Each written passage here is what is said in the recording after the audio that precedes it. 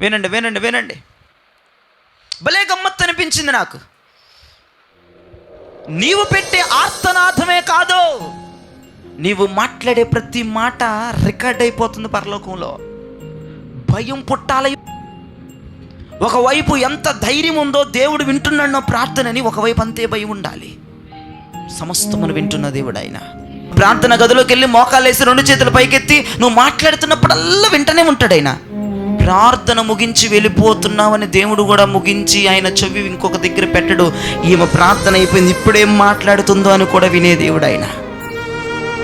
ప్రార్థన ముందు, ప్రార్థనలో, ప్రార్థన తర్వాత నీ నోటి మాటలు పరిశుద్ధంగా ఉండాలి. స్తోత్రం చెప్పండి.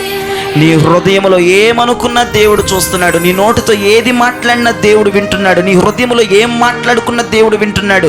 నీ ఫోన్లో, వాట్సాప్లో, ఫేస్బుక్లో, ఇన్స్టాలో ఏ మెసేజ్లు చేస్తున్నా, ఏది రికార్డ్ ఆన్ ది రికార్డ్ అవతల వ్యక్తికి నువ్వు పంపిస్తున్న దేవుడు వింటున్నాడు, చూస్తున్నాడు. కబడ్దార్.